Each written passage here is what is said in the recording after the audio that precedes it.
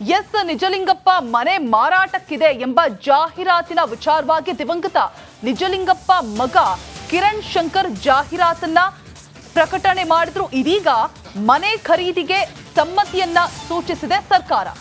ಜಿಲ್ಲಾಡಳಿತಕ್ಕೆ ಪತ್ರ ರವಾನಿಸಿದೆ ಸದ್ಯಕ್ಕೆ ರಾಜ್ಯ ಸರ್ಕಾರ. ಮನೆ ಅಭಿವೃದ್ಧಿ ಪಡಿಸುವಂತೆ ಸರ್ಕಾರ ಖಡಕ್ ಸೂಚನೆಯನ್ನು ಕೂಡ ಕೊಟ್ಟಿದೆ. ಸತತ 2 ದಿನ ಸುದೀರ್ಘವಾದ ಸುದ್ದಿಯನ್ನ ಮಾಡಿತು ನಿಮ್ಮ ರಿಪಬ್ಲಿಕ್ ಕನ್ನಡ.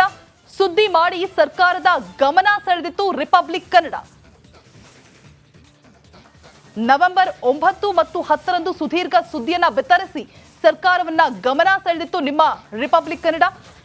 ಇದೀಗ ಚಿತ್ರದುರ್ಗದ ವೈಟ್ ಹೌಸ್ ರಾಷ್ಟ್ರ ನಾಯಕ ಎಸ್ ನಿಜಲಿಂಗಪ್ಪ ಅವರ ಮನೆ, ಚಿತ್ರದುರ್ಗ ಜಿಲ್ಲಾಧಿಕಾರಿ ಬಂಗಲೆ ಪಕ್ಕದಲ್ಲಿರುವಂತಹ ಮನೆ ಇದಾಗಿದ್ದು, ಈ ಹಿಂದೆ ಇದ್ದ ಜಿಲ್ಲಾಧಿಕಾರಿ ಕವಿತಾ ಮುನ್ನಿಕೇರಿ ಅವರ ನೇತೃತ್ವದಲ್ಲಿ ಸಭೆಗಳು ಕೂಡ ನಡೆದಿದ್ದು ನೋಂದಣಿ ಹಂತಕ್ಕೆ ತಲುಪಿತ್ತು.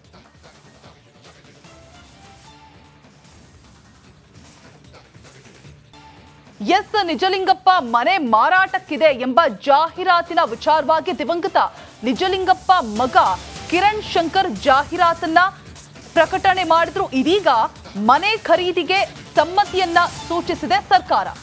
ಜಿಲ್ಲಾಡಳಿತಕ್ಕೆ ಪತ್ರ ರವಾನಿಸಿದೆ ಸದ್ಯಕ್ಕೆ ರಾಜ್ಯ ಸರ್ಕಾರ. ಮನೆ ಅಭಿವೃದ್ಧಿ ಪಡಿಸುವಂತೆ ಸರ್ಕಾರ ಖಡಕ್ ಸೂಚನೆಯನ್ನು ಕೂಡ ಕೊಟ್ಟಿದೆ. ಸತತ 2 ದಿನ ಸುದೀರ್ಘವಾದ ಸುದ್ದಿಯನ್ನ ಮಾಡಿತು ನಿಮ್ಮ ರಿಪಬ್ಲಿಕ್ ಕನ್ನಡ. ಸುದ್ದಿ ಮಾಡಿ ಸರ್ಕಾರದ ಗಮನ ಸೆಳೆದಿತ್ತು ರಿಪಬ್ಲಿಕ್ ಕನ್ನಡ. ನವೆಂಬರ್ 9 ಮತ್ತು 10ರಂದು ಸುದೀರ್ಘ ಸುದ್ದಿಯನ್ನ ಬಿತ್ತರಿಸಿ ಸರ್ಕಾರವನ್ನ ಗಮನ ಸೆಳೆದಿತ್ತು ನಿಮ್ಮ ರಿಪಬ್ಲಿಕ್ ಕನ್ನಡ. ಇದೀಗ ಚಿತ್ರದುರ್ಗದ ವೈಟ್ ಹೌಸ್ ರಾಷ್ಟ್ರ ನಾಯಕ ಎಸ್ ನಿಜಲಿಂಗಪ್ಪ ಅವರ ಮನೆ, ಚಿತ್ರದುರ್ಗ ಜಿಲ್ಲಾಧಿಕಾರಿ ಬಂಗಲೆ ಪಕ್ಕದಲ್ಲಿರುವಂತಹ ಮನೆ ಇದಾಗಿದ್ದು, ಈ ಹಿಂದೆ ಇದ್ದ ಜಿಲ್ಲಾಧಿಕಾರಿ ಕವಿತಾ ಮುನ್ನಿಕೇರಿ ಅವರ ನೇತೃತ್ವದಲ್ಲಿ ಸಭೆಗಳು ಕೂಡ ನಡೆದಿದ್ದು ನೋಂದಣಿ ಹಂತಕ್ಕೆ ತಲುಪಿತ್ತು.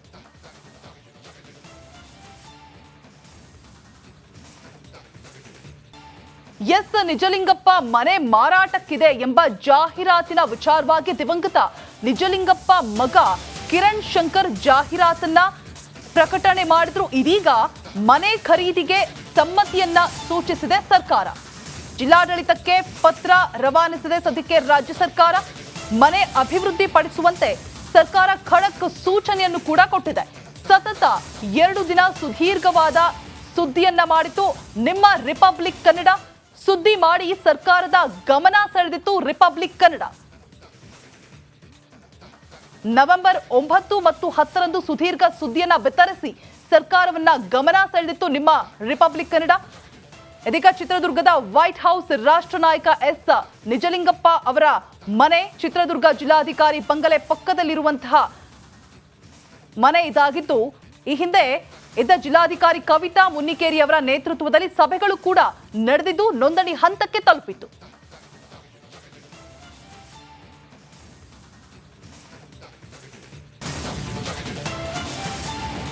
ತಳಹಂತದ ಅಧಿಕಾರಿಗಳಿಗೆ ಶಿವಪ್ರಿಯ ಕಿರುಕುಳ ಆರೋಪ ಕೇಳಿ ಬರ್ತಾ ಇದೆ. ದೂರು ಕೊಟ್ಟ ಅಧಿಕಾರಿಗಳನ್ನ ಟಾರ್ಗೆಟ್ ಮಾಡಿದ್ರ ಶಿವಪ್ರಿಯ ಅನ್ನುವಂತಹ ಪ್ರಶ್ನೆ ಎದುರಾಗ್ತಾ ಇದೆ. ತಾವು ಮಾಡಿದ ತಪ್ಪನ್ನ ಸಿಬ್ಬಂದಿ ಮೇಲೆ ಹಾಕೋದಕ್ಕೆ ಯತ್ನ ಮಾಡಿದ್ರ, ದೂರು ಪತ್ರದಲ್ಲಿರುವ ಸಹಿಗಳೇ ನಕಲಿ ಅನ್ನುವಂತಹ ಆರೋಪ ಸದ್ಯಕ್ಕೆ ಕೇಳಿ ಬರ್ತಾ ಇರುವಂತದ್ದು. ನಕಲಿ ಸಹಿಯನ್ನ ಬಳಸಿ ಷಡ್ಯಂತ್ರವನ್ನ ರೂಪಿಸಲಾಗಿದೆಯಂತೆ. ಷಡ್ಯಂತ್ರವನ್ನ ಮಾಡಿರೋದಾಗಿ ಹೇಳಿಕೆ ಕೂಡ ಕೊಡಲಾಗಿದೆ. 70 ಜನರ ಪೈಕಿ 4 ಜನರ ಸಹಿ ಇದೆ ಉಲ್ಲೇಖಿಸಿರುವ ಶಿವಪ್ರಿಯ ಅವರು ಉಳಿದ 76 ಸಹಿಗಳ ಬಗ್ಗೆ ಸ್ಪಷ್ಟನೆಯನ್ನ ನೀಡಿಲ್ಲ. ಶಿವಪ್ರಿಯ ಕಡೆಚೂರ ತಪ್ಪು ಮುಚ್ಚಿಕೊಳ್ಳೋದಕ್ಕೆ ನಕಲಿ ಅಸ್ತ್ರವನ್ನ ಪ್ರಯೋಗಿಸಿದ್ರ ಶಿವಪ್ರಿಯ ಅನ್ನುವಂತಹ ಪ್ರಶ್ನೆ ಎದುರಾಗ್ತಾ ಇದೆ. ಬಿಕಾಸ್ ಎಲ್ಲವೂ ಕೂಡ ನಕಲಿ ನಕಲಿ ಅನ್ನುವಂತಹ ಮಾಹಿತಿ ಸದ್ಯಕ್ಕೆ ಲಭ್ಯವಾಗ್ತಾ ಇರುವಂತದ್ದು. ಈ ಬಗ್ಗೆ ಹೆಚ್ಚಿನ ಡೀಟೇಲ್ಸ್ ಕೊಡೋದಕ್ಕೆ ನಮ್ಮ ರಿಪೋರ್ಟರ್ ಮೈಲಾರಿ ದೂರವಾಣಿ ಸಂಪರ್ಕದಲ್ಲಿ ಜಾಯಿನ್ ಆಗ್ತಾ ಇದ್ದಾರೆ. ಎಸ್ ಮೈಲಾರಿ, ಏನಿದು ಆರೋಪ? ಸತ್ಯವಾ? ಆ ಸಹಿನೇ ತಪ್ಪು ಅಂತ ಹೇಳಲಾಗ್ತಾ ಇದೆ. ಈ ಬಗ್ಗೆ ಹೆಚ್ಚಿನ ಡೀಟೇಲ್ಸ್ ಕೊಡೋದಾದ್ರೆ.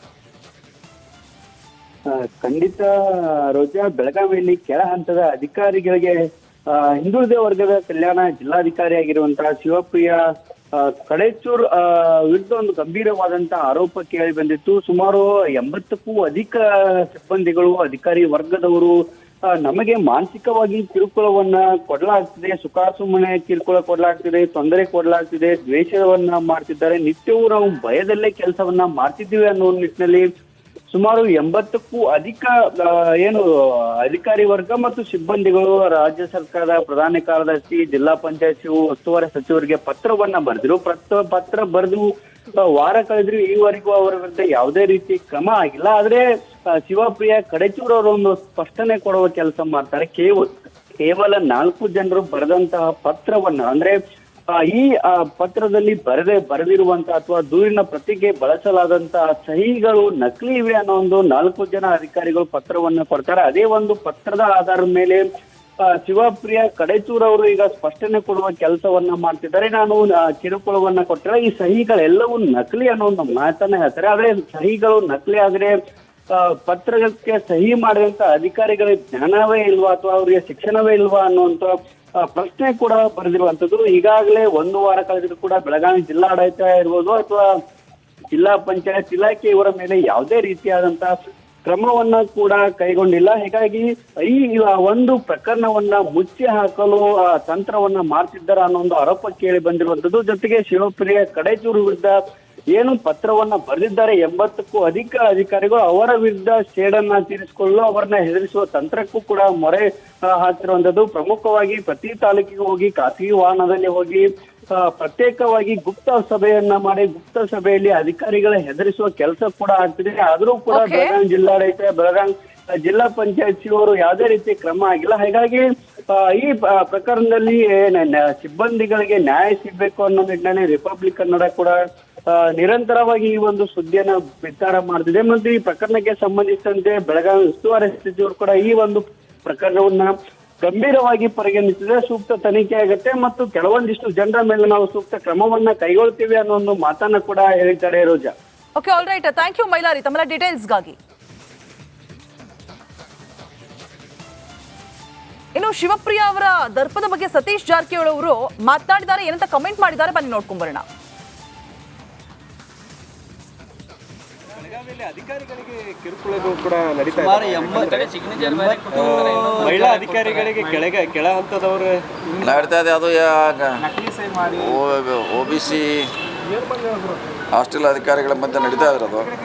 ಸರ್, ಈಗ ಸಹಿ ಮಾಡಿಕೊಂಡು ಹಿಂಗೆಲ್ಲ ಇದೆ. ಅದನ್ನ ಎನ್ಕ್ವೈರಿ ಮಾಡ್ತಿದ್ದಾರೆ. ಅದೇನೋ ಯೂಟ್ಯೂಬ್ದಲ್ಲಿ ಹಾಕಿರೋದು ಕೆಲವು ವಿಷಯ ಗಮನಕ್ಕೆ ಬಂದಿದ್ದಾರೆ. ಸರ್, ಈಗ ಒಂದು ನಕಲಿ ಏನು ಮಾಡಿದ್ರೆ ಅವ್ರ ಮೇಲೆ ಕ್ರಮ ಆಗಬೇಕು, ಇಲ್ಲಾಂದರೆ ಏನು 80 ಜನ ಸಿಬ್ಬಂದಿಗಳು ಏನು ಲೆಟ್ರ್ ಬರೆದಿದ್ದಾರೆ ಅದು ನಿಜಾನ ಅನ್ನೋವಂಥದ್ದು ಅದೇನು ಎನ್ಕ್ವೈರಿ ಮಾಡಬೇಕಲ್ಲ. ಈಗ ಅವ್ರಿಗೆ ಇಲಾಖೆಗೆ ಸೆಕ್ರೆಟರಿ ಅವ್ರಿಗೆ ಪತ್ರ